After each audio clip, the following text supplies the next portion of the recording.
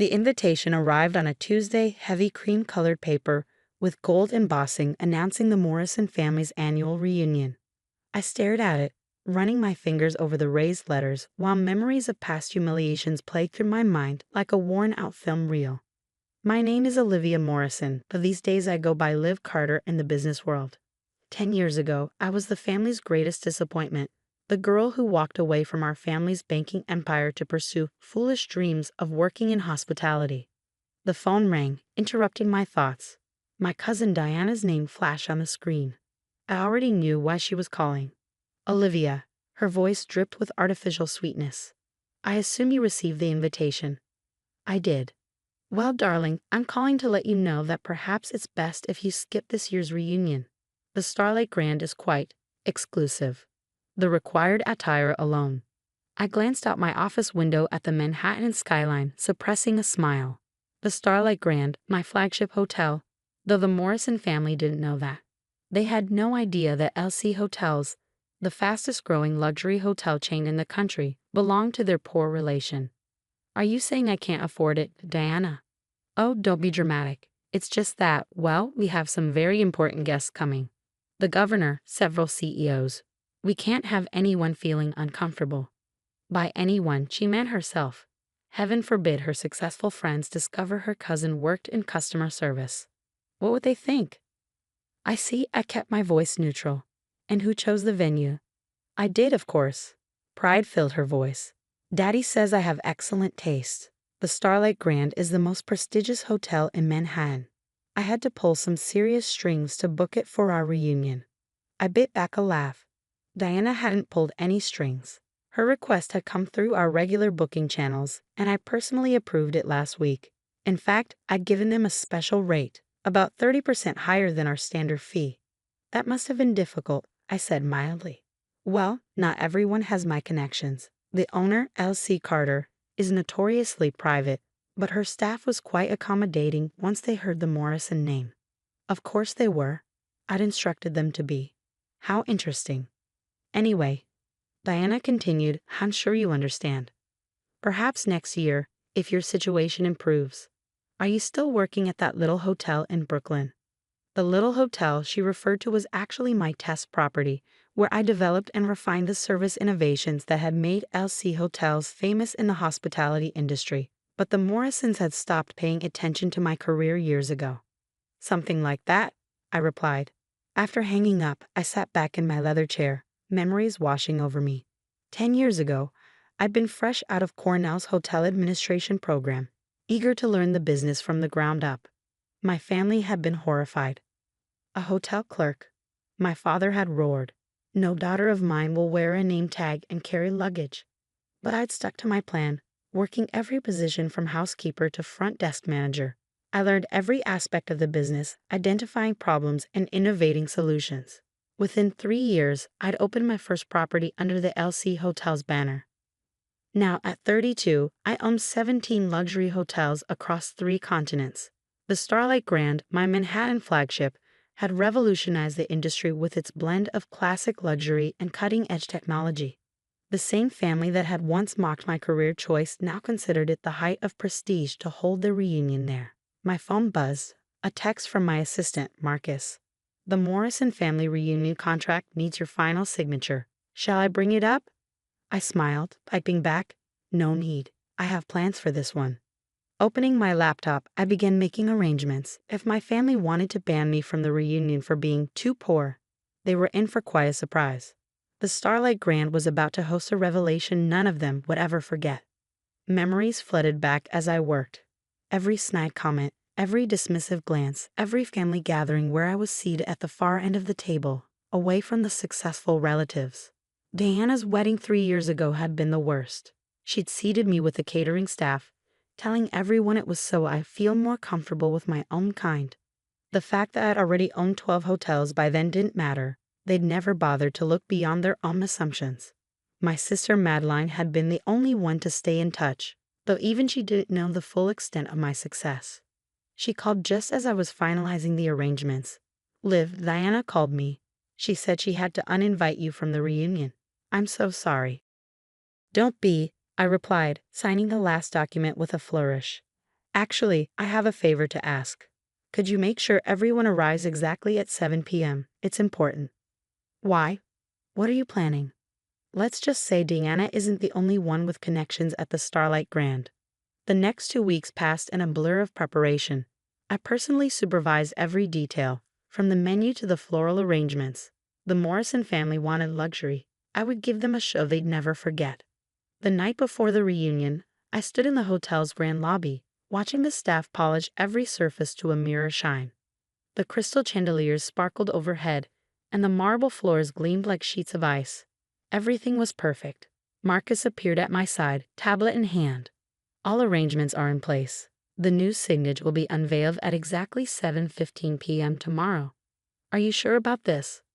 I nodded, thinking of Diana's condescending phone call, of years of subtle and not so subtle humiliation. Absolutely sure. After all, it's not every day I get to welcome my family to my hotel.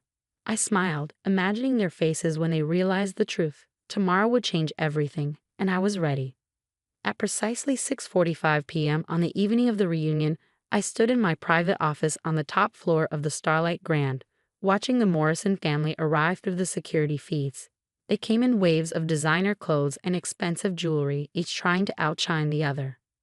Deanna swept in wearing Valentino, directing staff like she owned the place. My father's Bentley pulled up to the valet station, followed by a stream of luxury cars carrying aunts, uncles, and cousins I hadn't seen in years. Everything's ready, Marcus said, adjusting his tablet. The staff knows their cues. Should I have security on standby? I shook my head. No need. The Morrisons care too much about appearances to make a scene in public. I smoothed down my custom-made suit, Armani, though they wouldn't expect me to know the difference. Let's give them time to settle in. Through the cameras, I watched my family members gather in the grand ballroom. Diana held court near the champagne fountain, loudly explaining how she'd pulled strings to secure the venue. My father stood with his business associates, probably discussing the latest banking merger. Even my distant cousins were there, all carefully positioned to show off their perceived status. At 7:10 p.m., right on schedule, the hotel manager approached Diana with the first hint that something was amiss. Ms. Morrison? I'm afraid there's been a slight issue with the reservation. Diana's face darkened. What kind of issue? I personally arranged everything with your corporate office. Yes, ma'am. It's just that the owner has some specific requests regarding tonight's event. The owner? Diana laughed dismissively. I seriously doubt Elsie Carter concerns herself with individual events. Now, if you'll excuse me. Actually, I said, stepping into the ballroom. Elsie Carter concerns herself with quite a lot of things. The silence that fell over the room was absolute. Every head turned toward me, the uninvited relative, the family embarrassment, standing in the doorway of Manhattan's most prestigious hotel wearing a suit that cost more than Diana's car. Olivia, my father's voice carried across the room. What are you doing here? Diana said. Diana said I couldn't afford to attend. I finished for him, walking slowly into the center of the room. She was concerned I might embarrass the family. Diana stepped forward, her face flushed with anger. This is a private event. I'll have security remove you. No, I cut her off, you won't. On cue, Marcus pressed a button on his tablet. The massive screen behind the stage lit up with the hotel's logo, and beneath it my full name.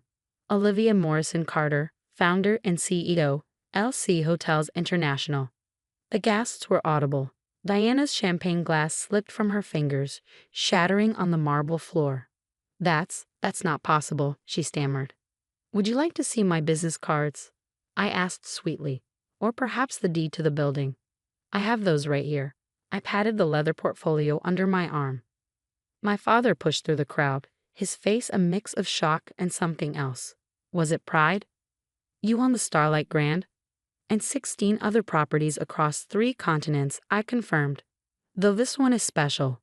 It's where I started my career, as a junior housekeeper, while all of you were laughing at my foolish career choice.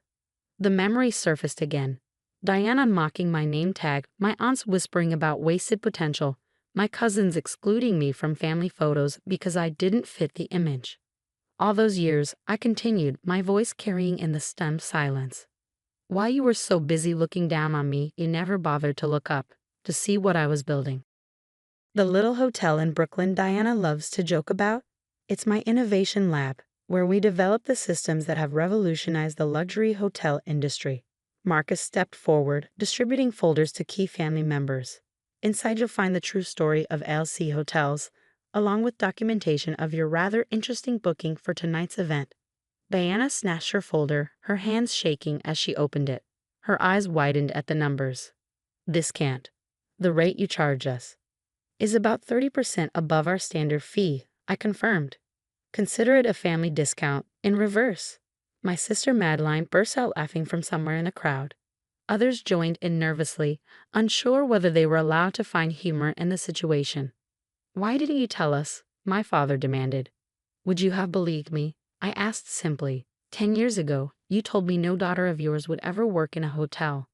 Well, you were right about one thing. I don't work in a hotel. I own them.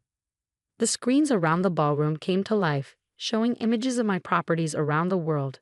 The sunset view from our Maldives resort, the snow-capped peaks surrounding our Swiss chateau, the glittering skyline visible from every room of our Dubai tower.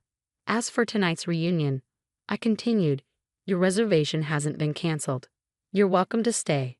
In fact, I've arranged a special tour of the property. I think it's time you saw what a career in customer service really looks like. Diana stepped forward, her composure cracking. Olivia, we never met. Yes, you did. I cut her off gently. You meant every snide comment, every exclusion, every moment of mockery. But that's okay, because while you were all so busy maintaining appearances, I was building something real. I turned to the assembled crowd, raising my voice slightly. Welcome to the Starlight Grand. My staff will show you to your upgraded suites, though I'm afraid Diana's room had to be downgraded due to a last-minute VIP booking. The irony wasn't lost on anyone. Diana's face flushed deep red as she realized she'd be staying in the same category of room she'd once mocked me for cleaning. As the family dispersed, guided by my impeccably trained staff, my father lingered behind. I was wrong, he said quietly, about everything. I studied him for a moment, seeing for the first time uncertainty in his eyes. Yes, you were. But would you like to know the best part about owning 17 hotels, Dad? He raised an eyebrow questioningly. I have 17 different presidential suites where you can stay while you figure out how to make things right. A small smile cracked his serious expression. Where did you learn to negotiate like that? Probably the same place I learned about hospitality, by starting at the bottom and working my way up. Something this family never understood. Later that night, after the tours were complete and the family had settled into their rooms, Diana's notably smaller than the others, I stood in my private penthouse looking out over the city. Marcus brought in the final numbers for the evening. Your family seems subdued, he observed. I laughed. Amazing what a little perspective can do. Did you see Diana's face when she realized her room doesn't have a city view? Are you going to tell them about the expansion? The new properties in Paris and Tokyo. I smiled, thinking of the contracts sitting on my desk. The Starlight Grand was just the beginning. Let's save something for next year's reunion. After all, every good hotelier knows the importance of repeat business. As the city lights twinkled below, I thought about the long journey from that first day as a housekeeper to this moment. Success wasn't about proving them wrong, it was about proving myself right. And sometimes the best revenge isn't served cold. It's served with a complimentary upgrade and a spectacular view. My phone buzzed with a text from Diana. Can we talk tomorrow? Please? I typed back a simple response. Of course. I believe your breakfast reservation is at 9 a.m. I own that restaurant too. Sometimes the greatest luxury isn't in the thread count of the sheets or the height of the ceiling. It's in the simple pleasure of finally being seen for who you really are. And as I looked out over my hotel empire, I knew that tomorrow would bring a new chapter in the Morrison family story. After all, every great hotel knows that the key to success isn't just in providing a room, it's in creating an experience they'll never forget.